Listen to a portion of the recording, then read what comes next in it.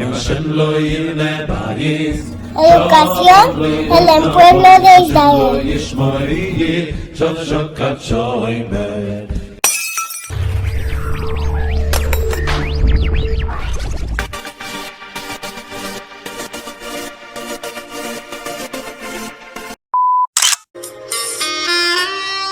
Personajes más importantes judíos de la historia son: el personaje del que les voy a hablar nace en España, un cordobés, a mediados del siglo XII. Moshe ben Maimón, más conocido en el mundo judío como Maimónides. Su juventud transcurre de ciudad en ciudad, acosado por la persecución religiosa desatada por los almohades. Este hombre nace en 1135 en Córdoba. Para el año 1165 fija su residencia en Egipto, en la ciudad del Cairo. Se convierte en un médico de la corte del rey Saladino y se cuenta que también trabajó para Ricardo Corazón de León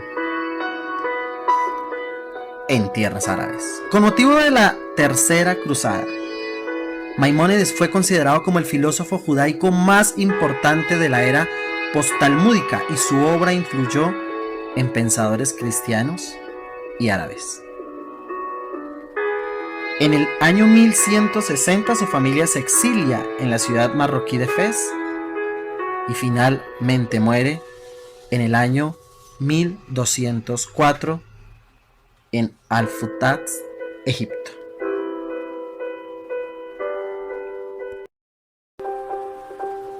Entre tanto judío famoso, estudioso, se encuentran los cartógrafos. El judío mallorquín Cresques Abraham y su hijo Yehudá Cresques, protegidos por los reyes de Aragón, dibujaron abundantes cartas náuticas y mapas. El más célebre fue llamado el Atlas Catalán, el que estamos mostrando en este momento, que cartografiaba el mundo conocido por los europeos en el siglo XIV.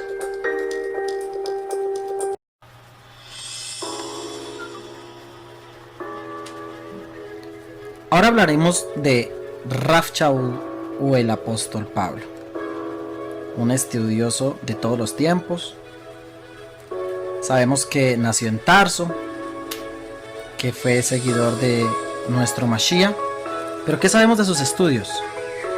Respecto a la formación que tuvo Pablo contaba con una sólida formación académica que incluía conocimientos sobre teología, filosofía, hechos jurídicos, lingüística mercantil. Además hablaba perfectamente los idiomas del griego, el latín, el arameo y hebreo, situación que por supuesto le abría el camino para la difusión de su mensaje. En Jerusalén sus ideas no fueron aceptadas de ningún modo por los judíos más ortodoxos. En tanto, una vez allí fue detenido, juzgado y enviado a Roma, donde probablemente murió ejecutado cuando corría el año 67. Actualmente existe una basílica en su nombre que queda en los extramuros de Roma, en Italia.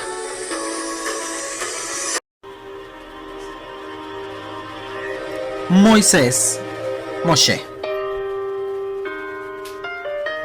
Cabe destacar que Moshe en realidad fue criado en su propia casa durante su tierna infancia. Las escrituras no son claras acerca del momento en que Moshe fue finalmente llevado al palacio. Pero en el palacio Moshe fue enseñado en toda la sabiduría de los egipcios. Se le trató como si fuese el hijo legítimo de la hija de Faraón. Se le puso un nombre acorde a ello, y según se entrevé en algunos documentos antiguos, es probable que haya participado en actividades y victorias militares. Llegó a ser el nieto de Faraón y fue tratado con todos los privilegios y la educación correspondiente. En Hechos capítulo 7, del verso 22 al 43, narra algo interesante de Moshe Pero quiero en este momento decirles que en el verso 22 narra lo siguiente. Moshe recibió la mejor educación que se daba a los jóvenes egipcios y llegó a ser un hombre muy importante por lo que decía y hacía. De manera que desde Moshe empezamos a ver cómo el Eterno permitía que todo lo que él tenía para sus hijos, al cual les daba una promesa, la educación era algo importante que tenía que estar alrededor de su casa, de sus hogares, para ser luego los héroes importantes que hoy conocemos de la historia de nuestros patriarcas.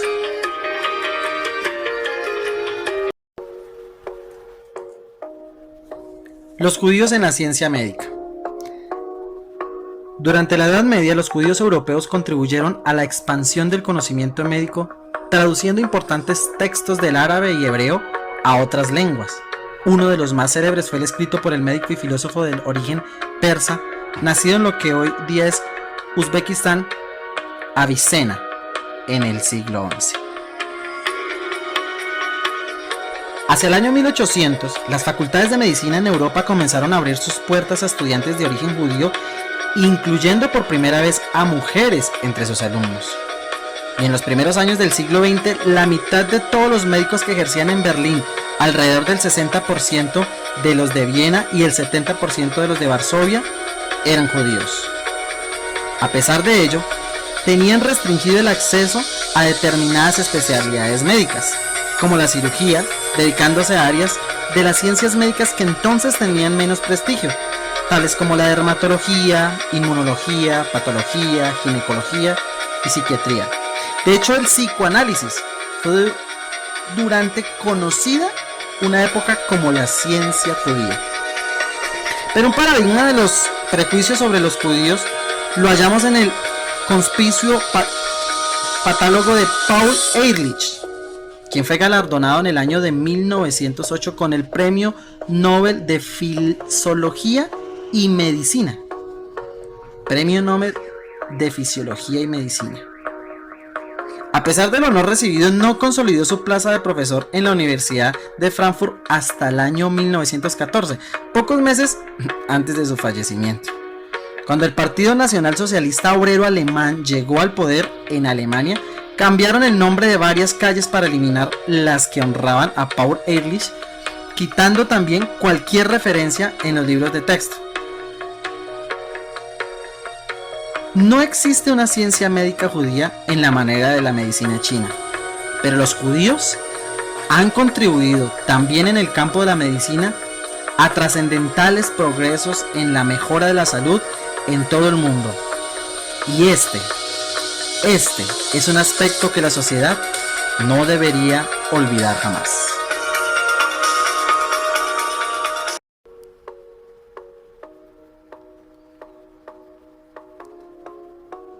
Entramos en la era científica. Iniciaremos con Sigmund Freud. Sigmund Freud nace el 6 de mayo de 1856 en Freimer, Moravia, lo que actualmente es Pribor, República Checa, en el seno de una familia judía. Aunque el nombre que figura en su certificado de nacimiento es Sigismund, su padre añadió un segundo nombre de origen hebreo, Shlomo, quedando así Sigmund Shlomo Freud.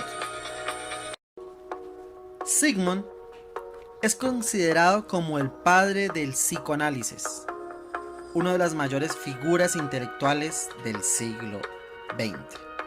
Su interés científico inició como investigador y se centró en el campo de la neurología, derivando progresivamente hacia la vertiente de la psicología, de las afecciones mentales, e hizo investigaciones de las que se daría cuenta en la casuística de su consultorio privado. Estudió en París con un neurólogo francés,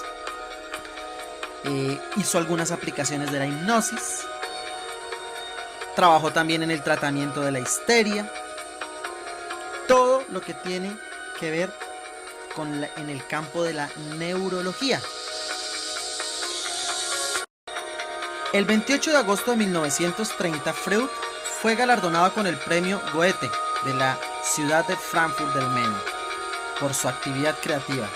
También en honor de Freud, al que frecuentemente se le denomina el padre del psicoanálisis, se dio el nombre de Freud a un pequeño cráter de impacto lunar que se encuentra en una meseta dentro del Oceanus Porcelano.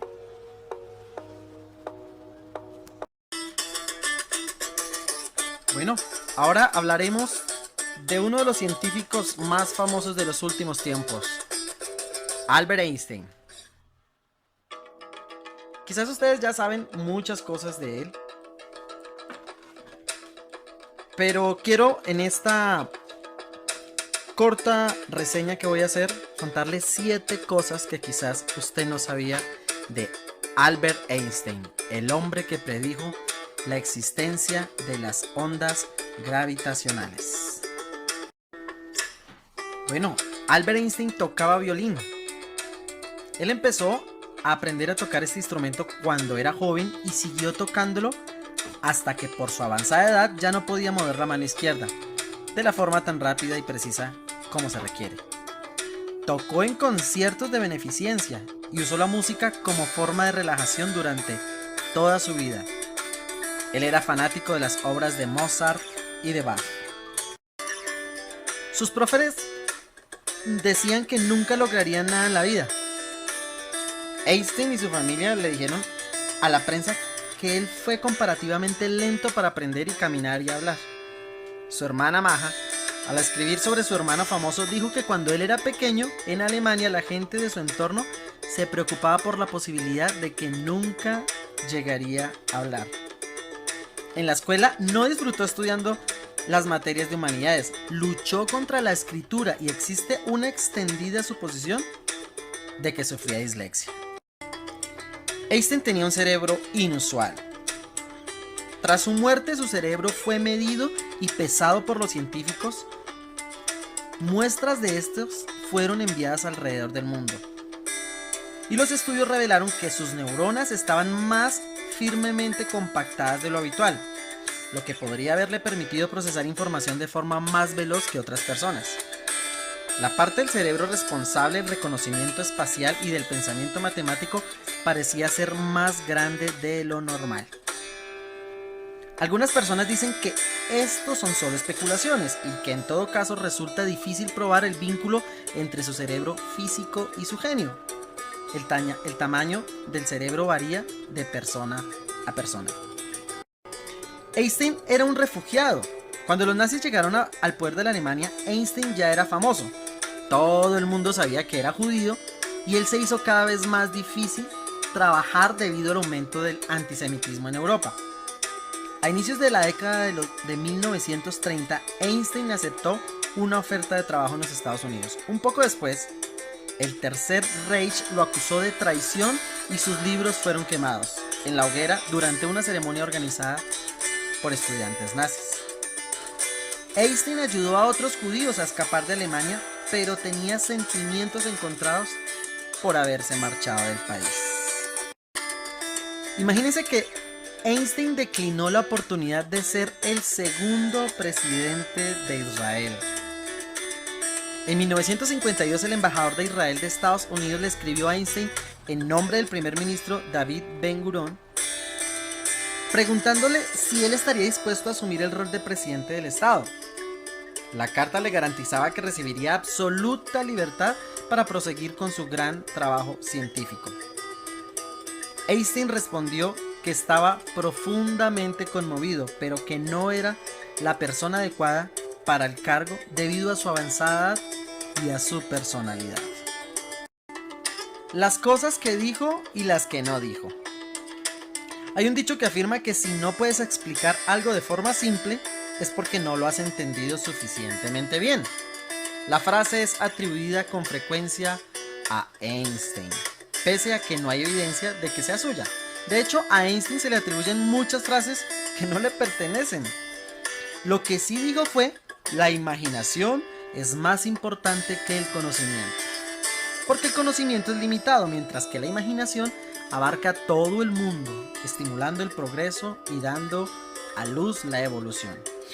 Esa frase apareció impresa en una entrevista que le hicieron en un periódico en 1929. En la década de 1950, pocos años antes de morir, Einstein se quejó de que la gente le citaba demasiado. Finalmente, el séptimo tip que les doy es que su foto más famosa fue tomada cuando estaba cansado de sonreír. Ser famoso toda su vida a veces se hacía agotador para Einstein. Cuando él cumplió 71 años, estaba tan cansado de posar para los fotógrafos que se quedó con la lengua afuera. La imagen se volvió icónica y Einstein mismo la mandó a imprimir para enviársela a sus amigos. Ese era Albert Einstein. Bueno, me quedaría el resto de la tarde nombrándoles más y más personajes que han tenido de alguna manera influencia judía, pero no, antes de irme no quiero dejar de decirles que, por ejemplo, Drake, un famoso rapero judío, tuvo influencia de su música en algunos escritos de la Torá. Y aparte de eso, los que les voy a nombrar a continuación, junto con mi hijo Joseph, tuvieron familia, abuelos o han tenido algún vínculo con el judaísmo, como por ejemplo también Kiss, The Ramones,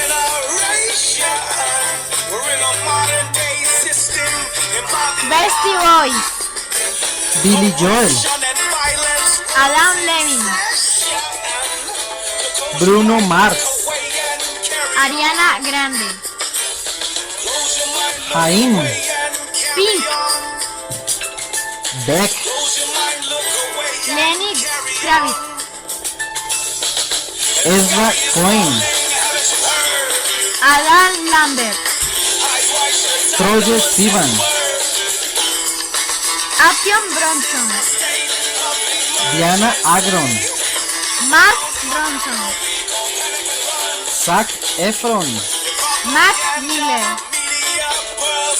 Gabe Saporta, Ashley Tisdale, Paula Abdul y muchos más.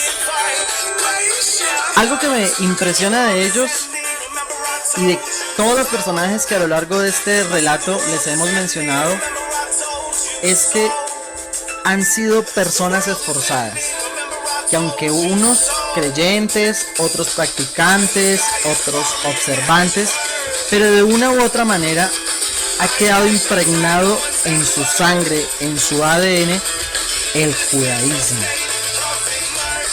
Un tema al estudio, un tema a la disciplina, un tema a la persistencia. Muchos de ellos, como por ejemplo al anterior mencionado Albert Einstein, les dijeron desde pequeños que no iban a servir para nada, pero algo muy dentro de ellos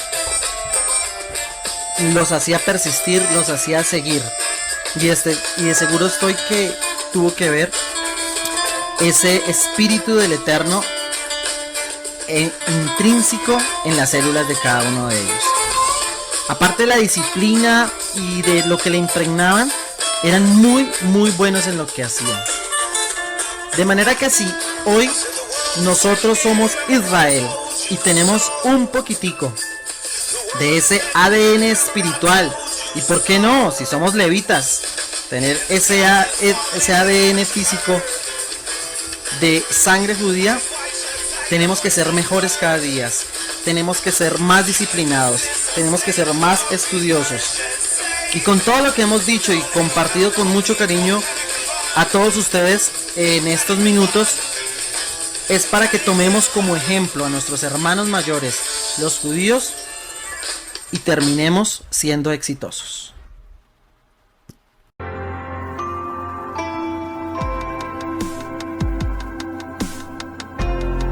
Israel está dentro de las naciones consideradas potencia en diferentes ramas del conocimiento.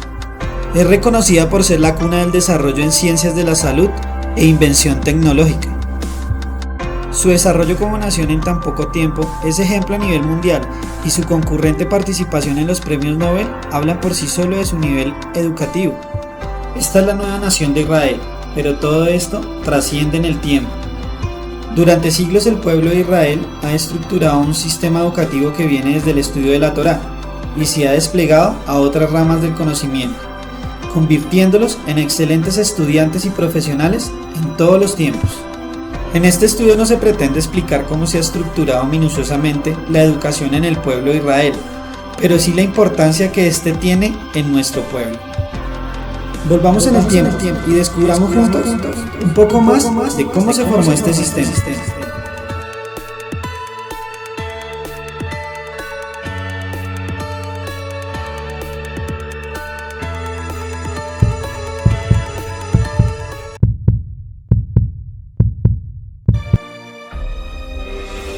En este viaje por el tiempo aterrizamos en el antiguo Egipto, en la época donde el pueblo de Israel salía de su esclavitud, después de algo más de 200 años.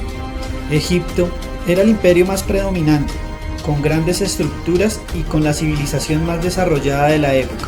En esta parte de la historia es donde hace su aparición Moshe. Moshe fue elegido por el Eterno para transmitir la Torá y libertar de la esclavitud al pueblo de Israel. Aunque la tradición enseña que desde Abraham se transmiten las ordenanzas del Eterno. Berechit 18:19. Yo lo he elegido para que instruya a sus hijos y a su familia, a fin de que se mantenga en el camino del Señor y ponga en práctica lo que es justo y recto. Así el Señor cumplirá lo que ha prometido. Este versículo es base fundamental para la transmisión de la Torá a nuestros descendientes, pero no sería posible conocerlo sin la aparición de Moshe.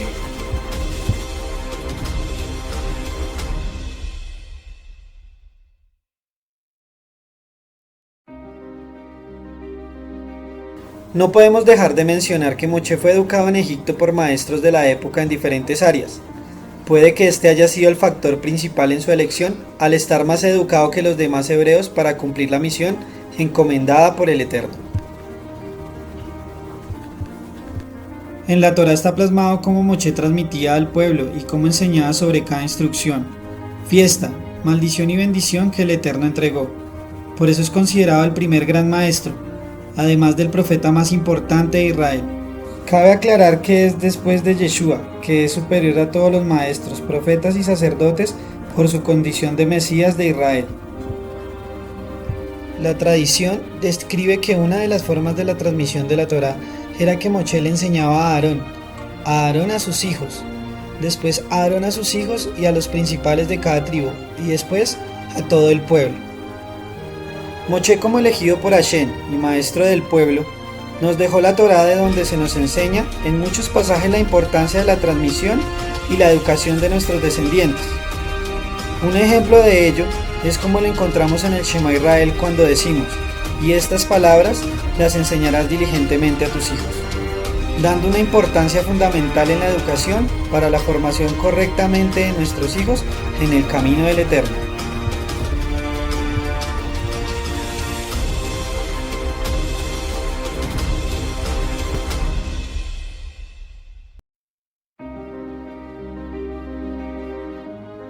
Bajo el comando de Josué, las tribus israelitas conquistaron la tierra y se asentaron en ella. Esto hizo que surgiera la urbanización y la necesidad de profesionales en diferentes áreas, como herreros, agricultores, etc. En este punto de la historia, la educación es teocéntrica, basada en la instrucción de la Torá entregada por Moshe, y siguiendo la línea de transmisión por medio de sacerdotes y líderes de cada tribu. La educación en los hogares incluía enseñanza práctica. Las hijas aprendían trabajos como hilar, tejer, cocinar, comerciar y todo lo relacionado con la administración del hogar. Los hijos aprendían los oficios de su padre, fuera en el campo o en algún trabajo manual. Con el surgimiento de la monarquía, el rey se vuelve un foco importante en la transmisión de la Torá. Esta importancia se desvanece con el surgimiento de la división de Israel y reyes que no seguían las instrucciones del Eterno. De igual manera, se continuaba con los lineamientos de enseñanza por los sacerdotes y en los hogares. Cautiverio babilónico. A pesar del cautiverio y perder sus tierras, la familia seguía siendo el primer centro de enseñanza en la tradición, utilizando métodos de repetición y memorización. Empieza a predominar la enseñanza en los primeros años de la lectura. Al no tener el templo para el estudio de la Torá, se empezó a implementar la yeshivot y las sinagogas, que hasta nuestros días todavía las encontramos. Después del exilio, salvaguardar la nación a través de la educación religiosa fue la posición que adquirió mucha importancia. Esdras y sus colegas comenzaron la enseñanza sistemática de la Torá, como base de la vida comunal e individual, congregando al pueblo para la lectura de la misma. Época del Segundo Templo. Después de muchos acontecimientos que marcaron la historia de Israel, como la guerra de los Macabeos, por nombrar alguna, y la importancia que tiene esta época por la revelación de Mashiach en nuestra fe. Aunque no ahondaremos en este tema, reconoceremos qué tipo de enseñanza recibió nuestro maestro, Yeshua. La educación, además de seguir siendo familiar en la primera infancia, ya estaba más estructurada con maestros reconocidos por el pueblo y centros educativos. Se reglamentó que los niños al cumplir los 6 años serían llevados a la primera institución formal llamada Beit Sefer, Casa del Libro, donde los niños empezaban a memorizar la Torá y a recibir otras materias como geografía, historia y matemáticas, hasta los 9 y 10 años aproximadamente. Luego pasaban a otra institución llamada Casa de Aprendizaje, Beit Talmud, donde el estudio era más profundo en las escrituras y también aprendían el arte de responder con otra pregunta. Esto era hasta la edad de 13 años. Los estudiantes con un talento especial pasaban a estudiar a otra institución llamada Beit Midrash, Casa de Estudio, donde se preparaban para ser maestros o rabinos. Al terminar este proceso según su conocimiento y talento, se presentaban a un rabino reconocido para seguir su proceso avanzado y llegar a ser ordenado como rabino. Después de la destrucción del templo en el año 70, empezó la diáspora judía y con esto la predominancia de la escuela rabínica que conocemos hasta hoy. Los rabinos realizaron las escrituras que conocemos como talmúdicas para salvaguardar las enseñanzas y las doctrinas litúrgicas, para que cualquier judío en el mundo pueda seguir su fe y enseñar a sus hijos la tradición y la sabiduría de los maestros. Edad Media. En la diáspora surgieron rabinos importantes, los cuales formaban casas de estudio con los mismos lineamientos que cuando el templo estaba construido. La familia se volvió nuevamente el eje principal en la transmisión y la enseñanza de la Torá. En la Edad Media, el estudio de la Torá tiene el ingreso del Talmud y era predominante entre los judíos.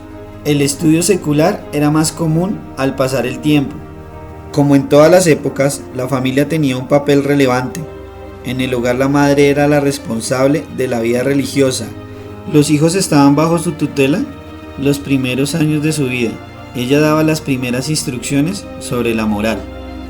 Por otro lado, la mujer sigue siendo instruida en administración del hogar, siendo considerado este rol muy importante en el judaísmo por las bases y la identidad que da la madre en el primer proceso de aprendizaje. Con el desarrollo de la ciencia, la industria y el arte, el judío tiene la oportunidad de ingresar a las universidades y ampliar sus conocimientos. Toda la influencia externa trae como consecuencia una vasta literatura en diferentes áreas, pero siempre dirigidas o alineadas a la Torá, y profesionales destacados que dejaron grandes tesis, expresiones artísticas y descubrimientos para el desarrollo universal. Modernidad. La emancipación del judío en el mundo, con grandes pensadores y la influencia en la economía y el gobierno, hicieron que el judaísmo creciera construyendo sinagogas, comunidades e instituciones educativas por todo el mundo.